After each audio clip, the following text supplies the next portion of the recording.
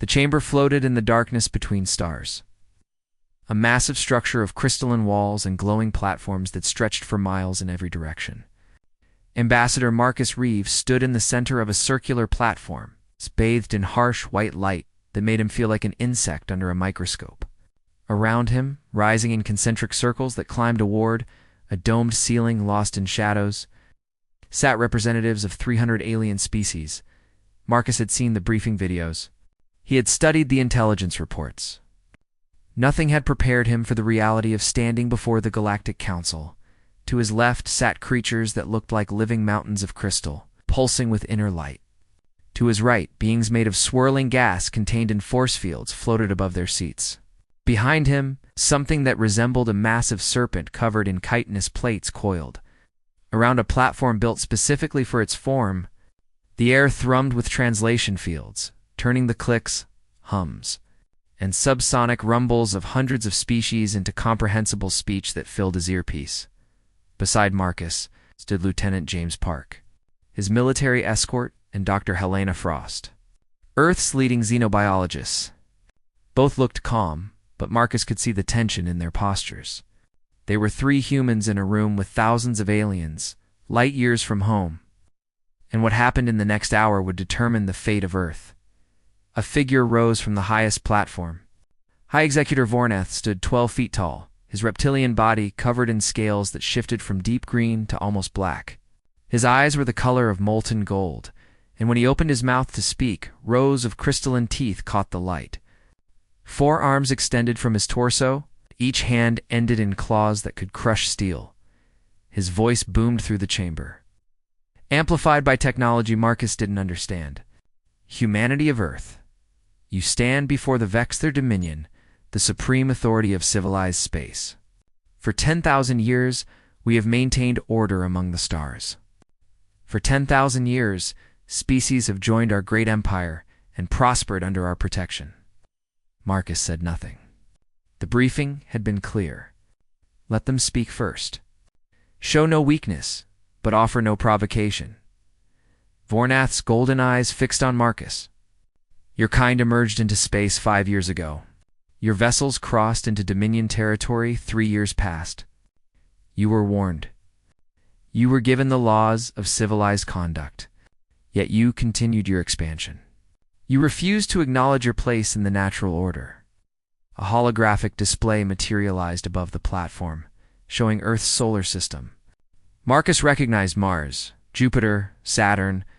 The display highlighted human colonies on Mars and Europa, mining operations in the asteroid belt, research stations orbiting Neptune. The Dominion has deliberated, Vornath continued. Earth will join our empire. You will pay tribute as all member species do. 70% of your industrial production, 50% of your population for integration into Dominion labor forces. Complete surrender of all military capability. You have 10 solar cycles to comply, the chamber erupted. Clicks of approval from the insectoid species. Subsonic rumbles of agreement from the massive crystal beings. Hums and whistles from others Marcus couldn't identify. The sound washed over him like a wave. James shifted slightly beside him, and Marcus knew his security chief wanted to respond. Helena tapped her datapad, recording everything with the tiny quantum transmitter hidden in its casing. Everything said here would reach Earth Command within seconds. Marcus waited for the noise to subside. Then he spoke, his voice steady and clear. And if we refuse? The chamber fell silent. Vornath's eyes narrowed, and something that might have been amusement crossed his reptilian features. Refuse? Human, do you comprehend your situation? The Dominion controls 40,000 star systems. Our fleets number in the hundreds of thousands. We have sterilized 1,000 worlds that refuse tribute. Your Earth is one planet, barely capable of reaching your own moon until recently. I understand the situation perfectly, Marcus replied. I ask a simple question. What happens if we refuse? Vornath leaned forward. Then your world burns. Your cities become ash. Your oceans boil. Your people become a cautionary tale told to young species who consider defiance. The Dominion is patient, but we do not tolerate rebellion. Marcus glanced at Helena. She met his eyes and gave the slightest nod. The message had been sent. Earth Command knew the terms. Now came the part they had rehearsed 100 times, the gambit that would either save humanity or doom it. I need to consult with my government, Marcus said. This decision is beyond my authority. Vornath laughed, a sound like rocks grinding together. Several other species joined in with their own versions of amusement. Very well. The Dominion is generous. You have 6 hours. Use them to consider how you will explain your compliance to your people. Return here when you are ready to accept the terms. 2 guards appeared, towering beings in armor that looked grown rather than made. They gestured for Marcus and his team to follow. As they walked through corridors lined with alien soldiers, Helena leaned close. The transmission went through. Patricia has it. Marcus nodded. Admiral Patricia Wong commanded Earth's defense forces. She would be assembling the War Cabinet right now, presenting options to President Cole. The plan they had discussed in secret. Meetings for months would either be approved or rejected. Everything depended on whether humanity was willing to take the most. Desperate gamble in its history. They were taken to a small chamber, barely 20 feet across, with transparent walls that looked out onto the void. Stars glittered in the distance. James immediately began scanning for listening devices while Helena set up a secure quantum link to Earth. The holographic display flickered to life, and Admiral Wong's face appeared. She looked tired, her gray hair pulled back, her uniform crisp, despite the late hour in Geneva. Behind her, Marcus could see members of the War Cabinet. Marcus, she said without preamble, we heard everything. The President has made the decision. We reject their terms. Marcus felt his heart pound. This was it. The moment of no return. Patricia, they have the ships, the firepower. Intelligence says we're outnumbered 10,000 to 1. Oh. Wong's expression didn't change. Project Prometheus is ready. The fleet is in position. Every defense platform is armed. If they want Earth, they'll pay a price they can't imagine. She paused, then added, we didn't crawl out of caves and reach for the stars just to bow to the first bully we met. Send them our answer.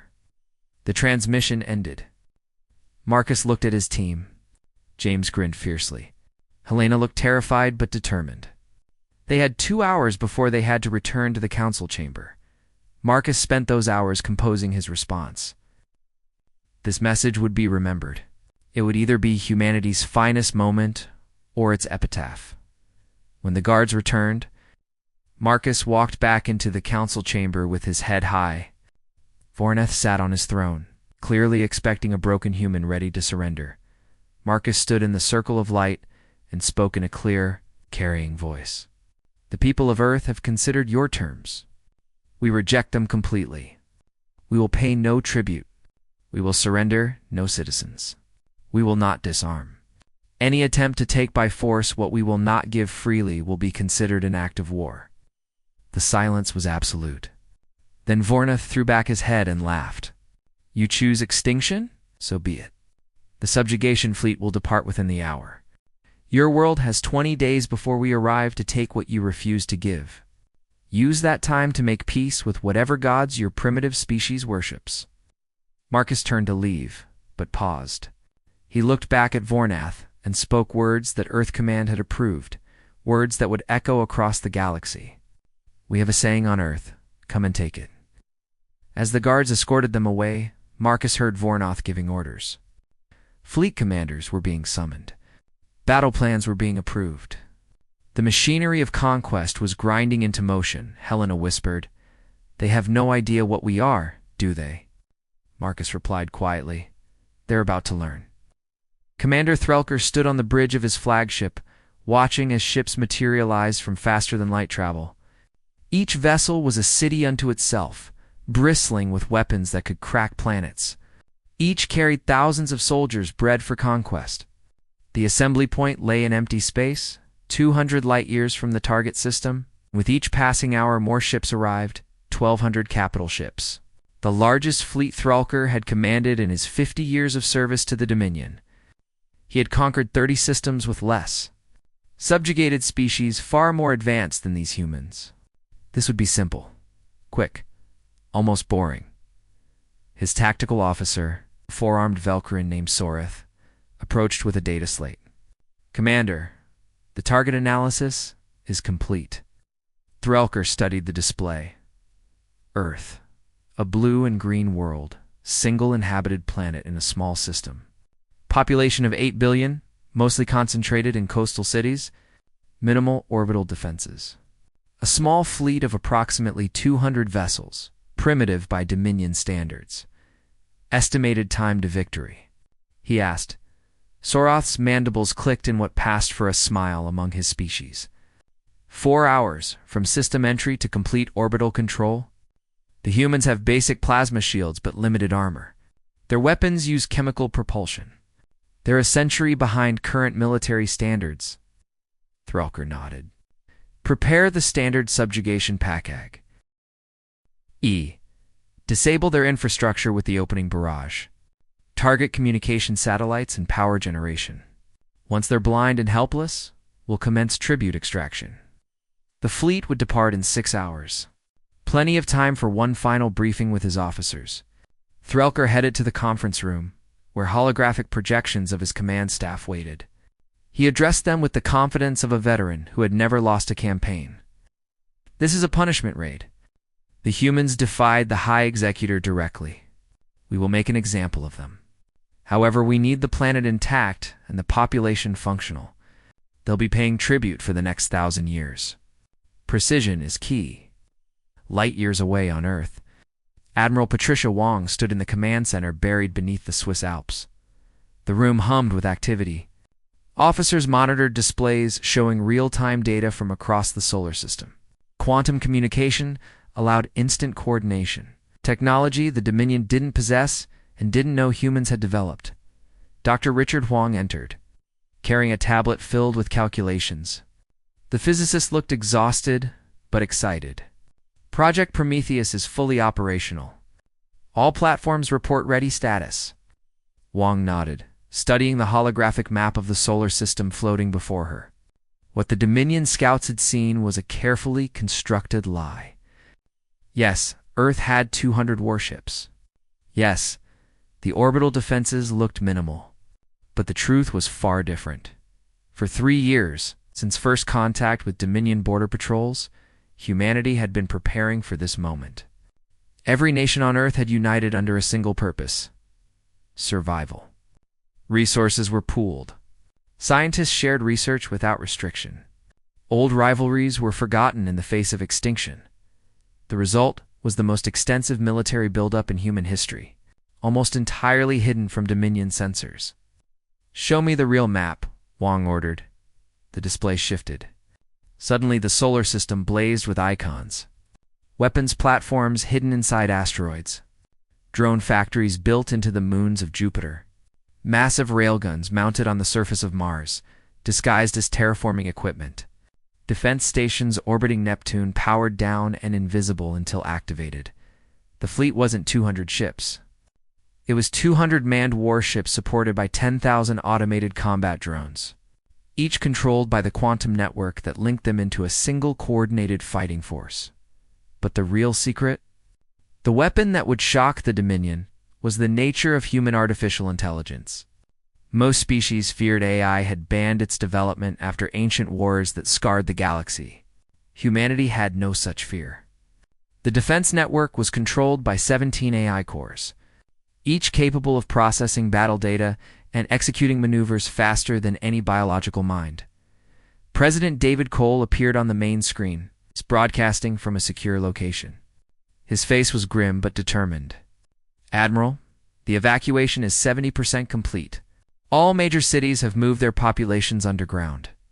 We're as ready as we'll ever be," Wong acknowledged the report. The bunker system had been another 3-year project. Millions of cubic feet of reinforced chambers carved into bedrock beneath every major city. Enough supplies for a year. If the Dominion bombarded Earth's surface, humanity would survive long enough to continue the fight, but Wong had no intention of letting it come to that. She activated the fleet-wide channel. Every captain, every pilot, every gunnery officer heard her voice simultaneously. "This is Admiral Wang. The Dominion fleet is assembling. They see us as primitive, weak, easy prey. They're wrong. We're going to show them what humans are capable of. We're going to make them regret they ever heard of Earth. All stations begin final preparations. The enemy will be here in 20 days. On Mars, Major Lisa Rodriguez checked her fighter for the 100th time. The sleek craft looked small next to the massive capital ships. But it was packed with technology the Dominion wouldn't expect. Her weapons didn't fire plasma or lasers. They launched kinetic projectiles. Simple tungsten rods accelerated to relativistic speeds by magnetic coils. When those rods hit shields, the kinetic energy transfer was devastating. Dominion shields were designed to disperse energy weapons. They weren't prepared for the physics of mass times velocity squared, her onboard AI, which she'd nicknamed Atlas, ran diagnostics. The voice was calm and professional. All systems optimal. Quantum links stable. Ordnance at full capacity. Lisa grinned. She'd been a test pilot before the military expansion. Now she was one of 5,000 fighter pilots who would form humanity's fast attack wings. They'd drilled relentlessly, practicing maneuvers that no other species attempted because no other species had AI coordination. The Dominion fought in formations, traditional and predictable. Humans would fight like a swarm, back in space, at the assembly point. Commander Threlker received the final confirmation. All ships were in position. The fleet would jump 2 faster than light in 1 hour. He recorded a message for High Executor Vornath, standard protocol before a subjugation mission. The fleet is ready. The humans will be crushed. Their defiance will become a lesson to the galaxy. Within 30 days, Earth will be paying tribute, and the Dominion's authority will be reinforced. Glory to the Dominion. What Threlker didn't know was that human intelligence had cracked Dominion communication encryption. Every message, every battle plan, every tactical assessment was being intercepted and analyzed. Earth's command knew exactly when the fleet would arrive, what their strategy would be. Wong studied the intercepted data with satisfaction. Threlker was competent but conventional. He'd fought dozens of campaigns against species who fought the way the Dominion expected.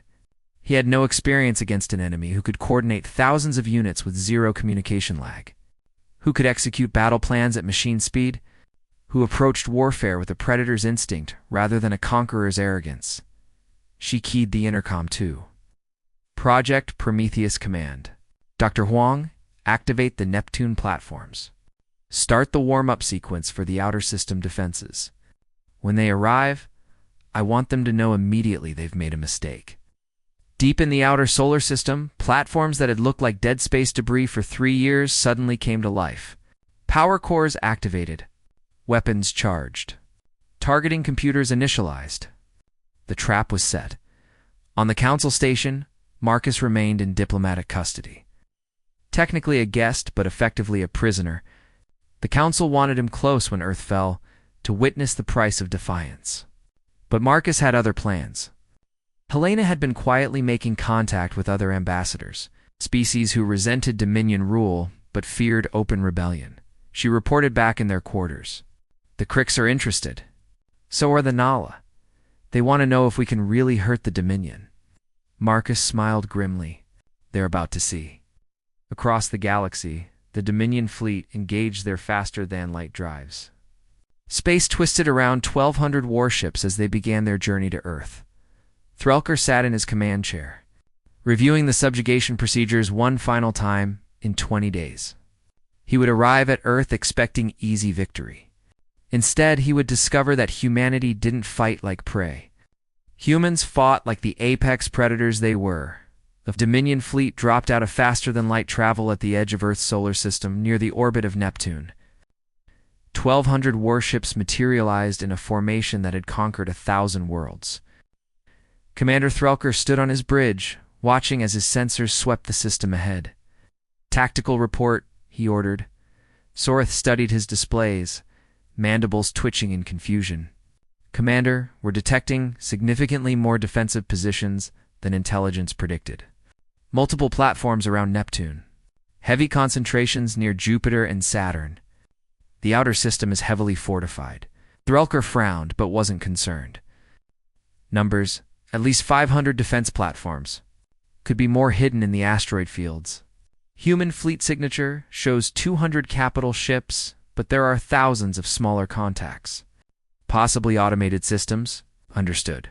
The humans spent their time building defenses instead of fleeing. It won't save them. Threlker opened the fleet-wide channel. All ships, battle formation. Vanguard Group, advance and clear the outer defenses. The rest of the fleet will follow once Neptune is secured. And 100 ships broke from the main formation. Massive dreadnoughts that had shattered planetary defenses across the galaxy. They accelerated toward Neptune, weapons charging, shields at maximum. The plan was simple. Overwhelm the defenses with superior firepower. Then push toward the inner system. What happened next would be analyzed by military historians for generations. The Neptune platforms lit up simultaneously. Not a staggered activation, as Dominion tactics would dictate, but perfect synchronization. Every weapon fired at exactly the same instant. Targeting data shared across the quantum network with zero lag. But it wasn't the timing that shocked Threlker. It was the weapons themselves. The platforms didn't fire energy weapons. They launched kinetic projectiles. Tungsten rods accelerated by massive magnetic coils to a significant fraction of light speed. The laws of physics became weapons. Mass times velocity squared. When those rods hit Dominion shields at relativistic speeds, the energy transfer was catastrophic. The lead dreadnought's shields flared brilliantly, then overloaded completely. 5 more projectiles struck the exposed hull, punching through armor like paper. The ship broke apart, atmosphere venting, debris spinning into space. In 10 seconds. The Vanguard lost 8 ships. Threlker stared at his tactical display in shock. What just happened? Soroth's voice was shaken. Commander, their weapons aren't using plasma or lasers. They're kinetic. Our shields can't disperse that much momentum. The projectiles are just passing through and hitting the hull. Impossible. Kinetic weapons are primitive. They're too slow, too easy to dodge. Not at near light speed, Commander. At that velocity, point defense can't track them. And the humans are coordinating their fire perfectly. Every platform is targeting simultaneously. The Vanguard ships returned fire, plasma cannons lighting up space with brilliant blue-white beams. They hit Neptune platforms, destroying dozens. But for every platform destroyed, human weapons took down 2 more Dominion ships. The Vanguard began retreating, their formation broken. 30 vessels gone. Threlker slammed his fist on his command chair. This wasn't supposed to happen. Not against primitives. He opened a channel to High Executor Vornoth on the council station. We've engaged the enemy. They're more formidable than anticipated. Requesting permission to use unrestricted bombardment protocols. The response came immediately. Granted. Make an example of them. Show the galaxy what defiance costs. Threlker committed his entire fleet. 1,200 ships surged forward, weapons blazing. They would take losses, but sheer numbers would prevail. The Neptune platforms fired again, destroying more Dominion vessels, but there were too many targets. Plasma beams found their marks and human defenses began exploding. The battle raged for 6 hours. When it ended, Neptune's orbit was filled with debris from both sides. Threlker had lost over 200 ships, an unthinkable number for what should have been a simple subjugation. But the path to the inner system was clear. Then his sensors detected something that made his blood run cold. Commander Soroth said, his voice barely controlled. New contacts emerging from behind Jupiter. Thousands of them. They're small, fighter-sized, but the quantity is overwhelming. On Mars, Major Lisa Rodriguez received the activation signal. All wings. This is command. The enemy has breached Neptune. Execute Operation Swarm. Her fighter's engines flared to life. Around her, thousands of other fighters and combat drones launched simultaneously. The drone carriers hidden in Jupiter's moons had released their payloads, each carrier holding 500 autonomous combat units. The drones didn't carry pilots.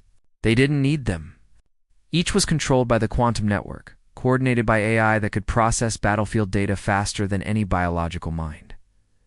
Lisa's squadron of human pilots would lead the attack. The drones would follow, adapting to whatever tactics she employed. Atlas, her AI companion, provided real-time tactical updates.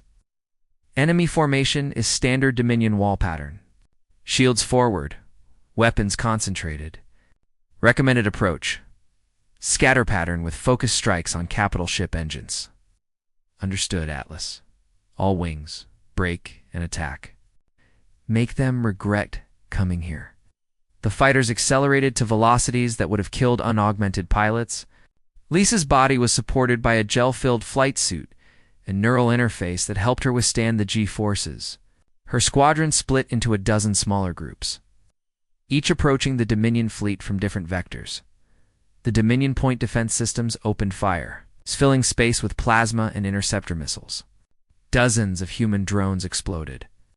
But there were thousands more, and they moved with inhuman precision. The swarm enveloped the Dominion fleet like a school of piranha attacking a whale. Lisa's targeting computer locked onto a Dominion heavy cruiser. She fired a spread of kinetic missiles, each accelerating to maximum velocity before impact. The cruiser's shields flared and died. Follow-up strikes from drone wings tore into the exposed engines.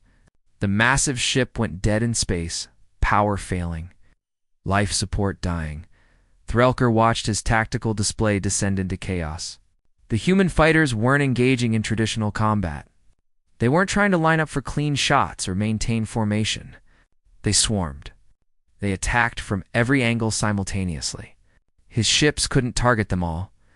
For every fighter destroyed, 3 more slipped through to deliver devastating strikes. And the drones. The drones were coordinated with impossible precision. They moved as a single entity, adapting instantly to every tactical adjustment he made. It was like fighting a single opponent with 10,000 bodies. Focus fire on the human-piloted fighters, he ordered. They must be controlling the drones. Kill the pilots and the drones will lose coordination. His fleet concentrated their weapons on the signatures that matched human fighters. They destroyed dozens. Lisa watched her tactical display as friends died, their life signs winking out one by one. But the drones didn't falter. They didn't need human pilots. They had the quantum network and the AI cores. The Battle of Jupiter raged for 16 hours. Threlker threw everything at the human forces, but the losses kept mounting. His ships were powerful individually, but they fought as separate units with communication delays.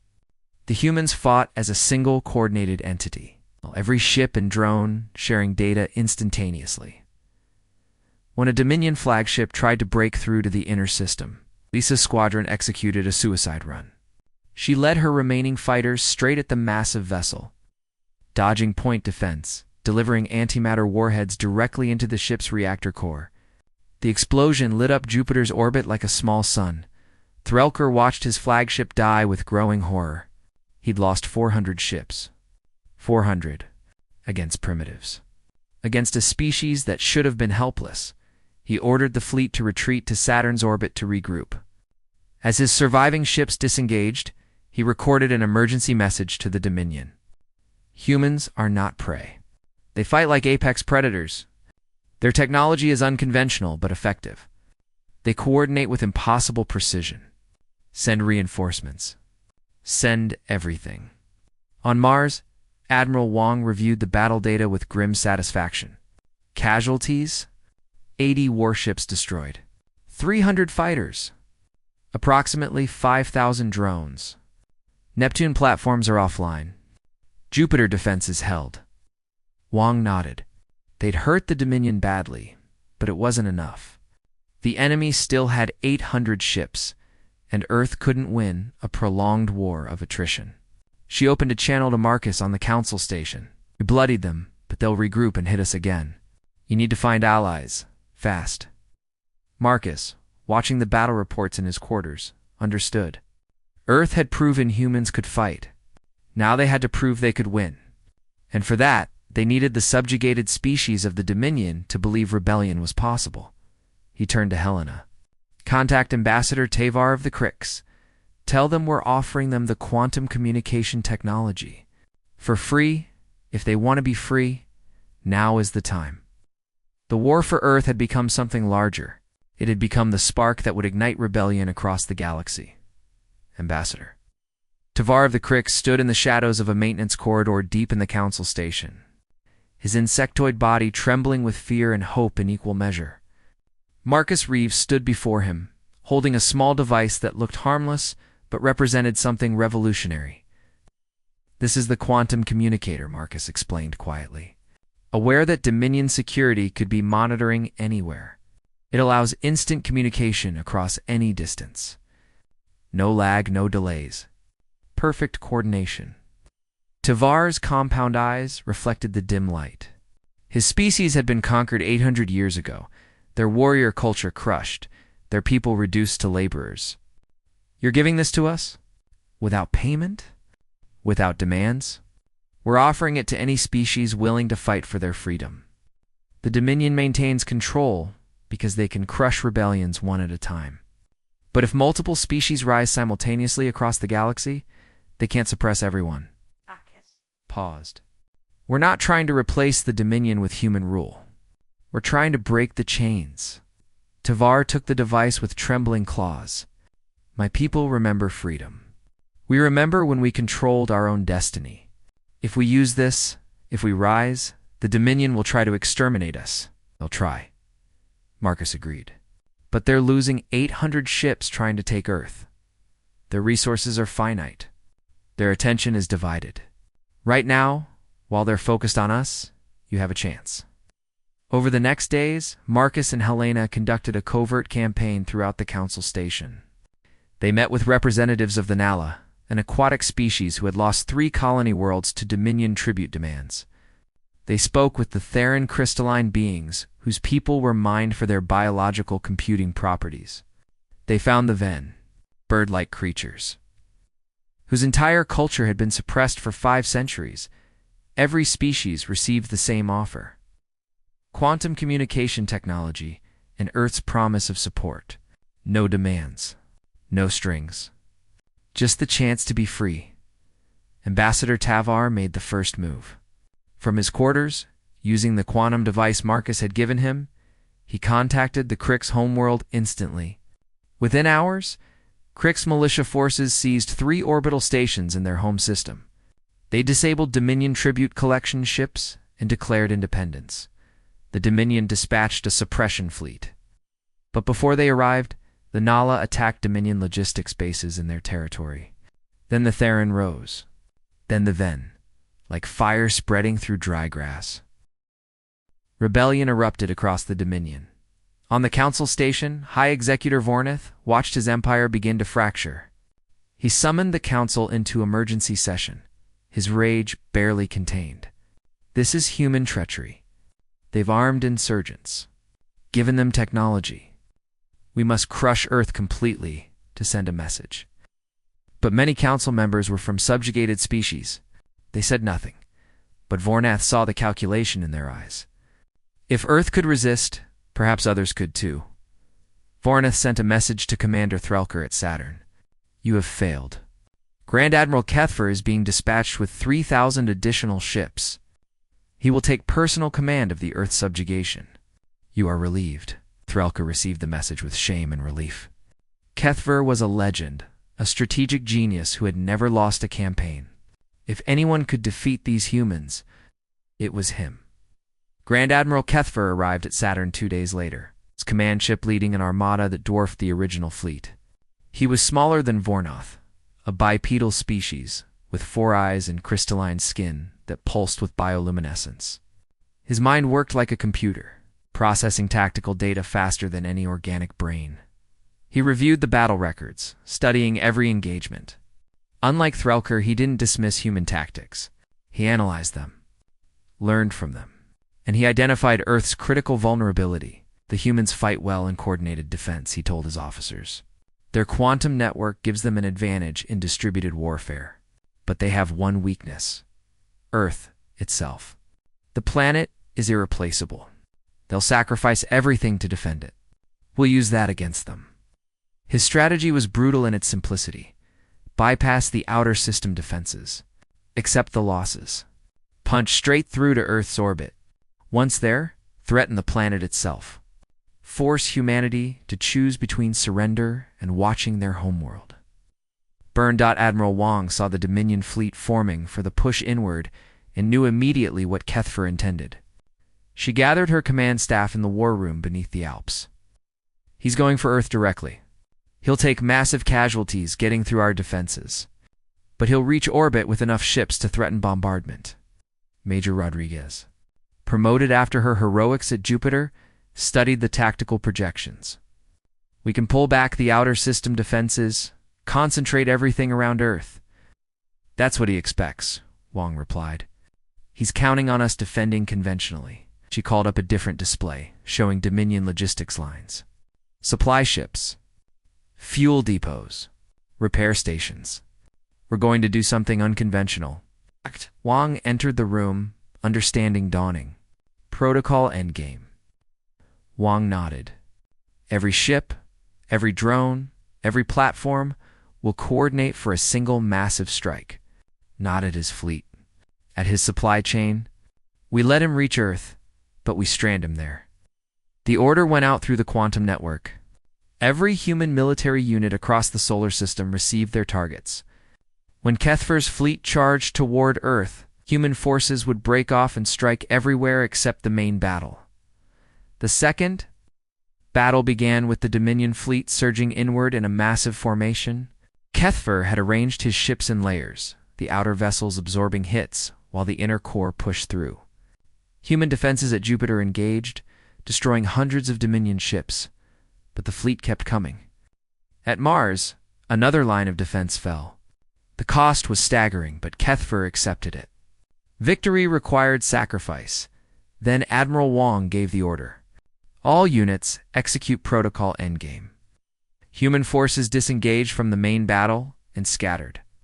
Fighter wings raced to the outer system, targeting Dominion supply convoys. Capital ships broke formation and struck at fuel depots hidden in asteroid fields. Drone swarms descended on repair stations like locusts. Kethfer realized what was happening too late. His fleet reached Earth orbit with 1,500 ships, weapons trained on the planet below. He opened a channel to Wang. Surrender now, or your cities burn. Wang's face appeared on his display, broadcasting from Earth's surface. She looked tired but defiant. You're in Earth orbit with 1,500 ships. Congratulations, but your supply lines are destroyed. Your fuel reserves are depleted. Your ammunition is running low. You have no reinforcements coming because we've destroyed the staging areas. You can bombard Earth, Admiral, but your fleet will die here, stranded and helpless. Is that the legacy you want? Kethfer checked his tactical data with growing horror. His logistics network was in ruins. His ships had enough fuel and ammunition for maybe one major engagement. After that, they would be defenseless. And human forces, having hit their targets, were reforming, preparing to strike his immobilized fleet.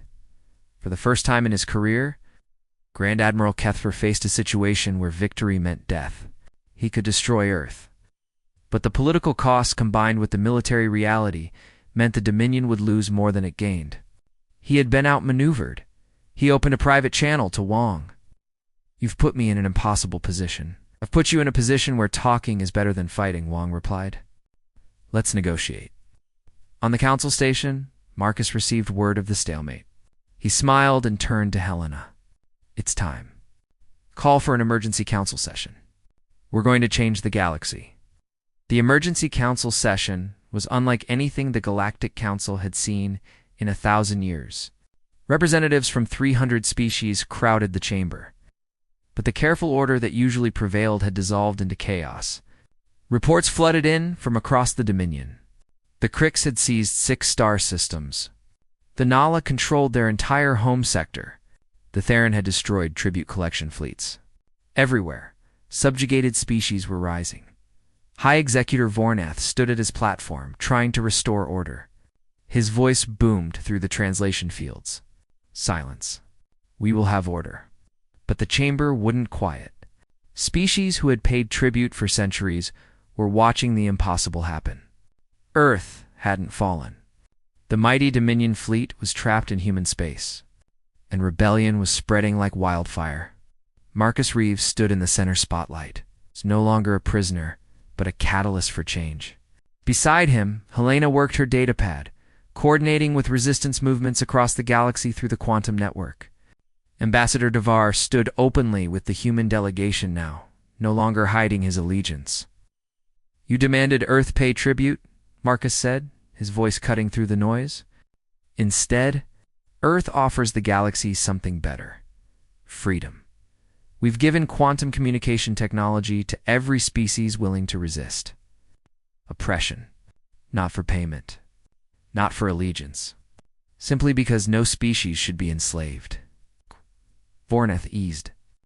"You speak of freedom while arming insurgents, while destroying the order that has maintained peace for 10,000 years. Peace." Marcus laughed bitterly. "You call tribute peace? You call subjugation peace? The Crix lost 70% of their young adults to your labor programs. The Nala had 3 colony worlds stripped of resources until they were uninhabitable. The Theran people are mined like minerals. That's not peace. That's oppression dressed in pretty words." Representatives from subjugated species began standing one by one. First the Crix, then the Nala, then the Theran. Within minutes, over 100 species were on their feet, openly supporting the human position.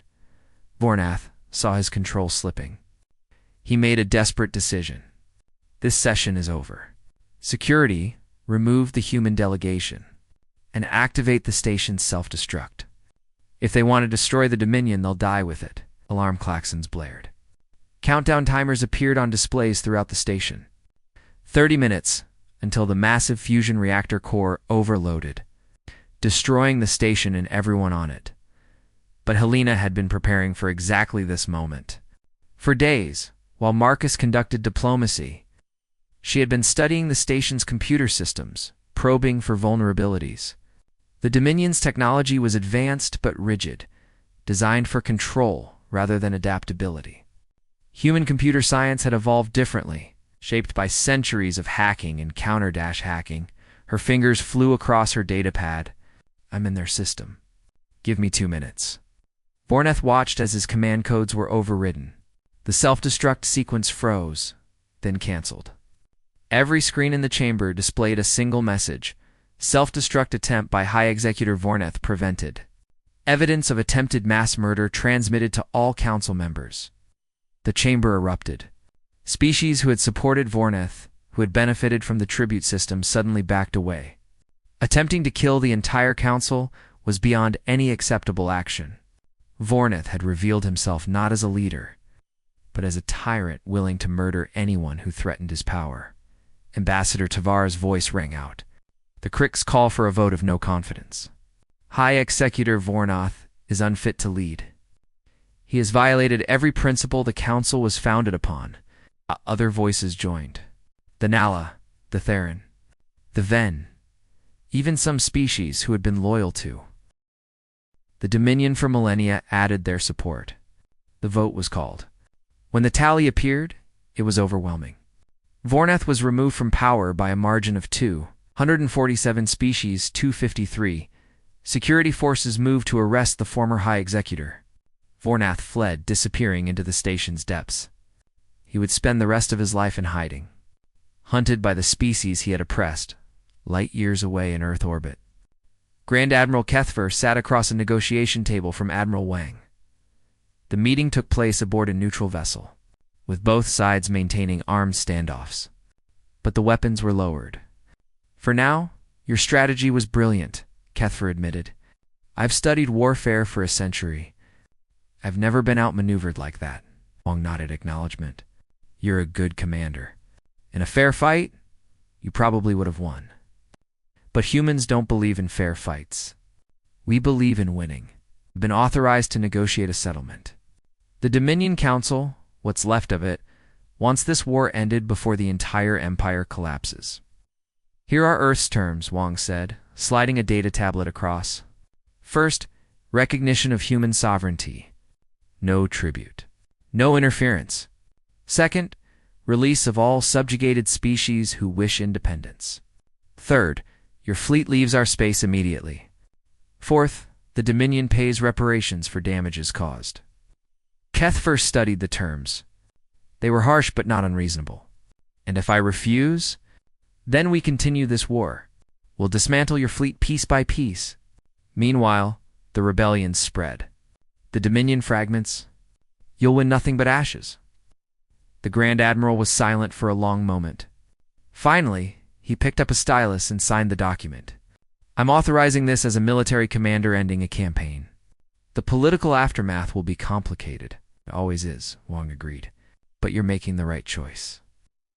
As the Dominion fleet prepared to depart Earth space, messages flooded in from across the galaxy. Species were declaring independence. New alliances were forming. The old order was dying, and something new was being born. President Cole gave an address to Earth and the galaxy. Standing in front of the United Nations building, with the flags of every nation behind him, he spoke words that would be remembered for millennia. We were asked to pay tribute to power. We chose instead to pay the price of freedom. And we learned that price is not gold or resources. The price of freedom is courage, the willingness to stand against tyranny, the determination to help others find their own freedom. He paused, looking directly into the cameras broadcasting to 1 billion worlds. Humanity doesn't seek empire. We've seen what empires do to their subjects. Instead, we offer partnership. The Free Coalition is open to any species committed to self-determination, mutual respect, and collective defense. We'll face the future together as equals. Within weeks, 40 species joined the coalition. Within months, it was 100. The Dominion didn't collapse entirely, but it transformed. Species who chose to remain did so as members, not subjects. Tribute was abolished. The age of conquest was over. On Mars, Major Lisa Rodriguez stood on the observation deck of humanity's first deep space exploration vessel, the HMS Prometheus. The ship was built for discovery, not war, though it carried weapons. The galaxy was dangerous, and humans had learned to be prepared. Lieutenant Park joined her, looking out at the stars. Hard to believe 6 months ago we were fighting for survival. Now we're planning expeditions to unexplored regions, Lisa smiled. That's humanity. We adapt. We overcome. We explore. The Dominion thought we were prey. They learned different. Prometheus engaged its faster-than-light drive, heading toward a sector of space no human had ever seen. Aboard were scientists, diplomats, and a contingent of coalition observers from 12 species. The mission: first contact with civilizations beyond Dominion space, to offer friendship, trade, and the promise that the galaxy had changed. Admiral Wong watched from Earth, feeling satisfied but not complacent. The Dominion might be broken, but new threats would emerge. Some species would resent human interference in galactic affairs. Some would seek to rebuild the old power structures. Humanity would need to remain vigilant, remain strong, remain committed to the principles they'd fought for. But for now, Earth celebrated. Cities held parades. Nations that had unified for war began planning peacetime cooperation. The bunker complexes were converted to emergency shelters for natural disasters. The massive fleet was reduced as resources shifted to exploration and development. On the council station, now reorganized as the Free Assembly, Marcus prepared to return to Earth. His work was done. Ambassador Tavar approached him one final time. Your species changed everything. We'll never forget that. Marcus clasped the Crix diplomat's claw. We didn't do it alone. Every species that rose up, that chose freedom over safety, they made this happen. Earth just lit the spark. What will you do now? Tavar asked. Marcus smiled. Go home, see my family, maybe write my memoirs. Let someone else handle galactic politics for a while. As his shuttle departed the station, Marcus looked back at the massive structure where he'd faced down an empire, where he'd gambled humanity's future and won. He thought about the words he'd spoken to Vornath that first day. Come and take it. The Dominion had come. They'd tried to take. And they'd learned that humanity was not prey. Humans were survivors, fighters, and ultimately liberators. The galaxy would never be the same, and somewhere on a distant world, children of a newly freed species looked up at the stars and dreamed of the day they might explore those stars themselves, free to choose their own destiny, free to build their own future. That was Earth's real victory. Not the battles won or the ships destroyed, but the hope given to billions across the galaxy. The proof that tyranny could be resisted, that freedom was worth fighting for. The age of tribute had ended. The age of freedom had begun.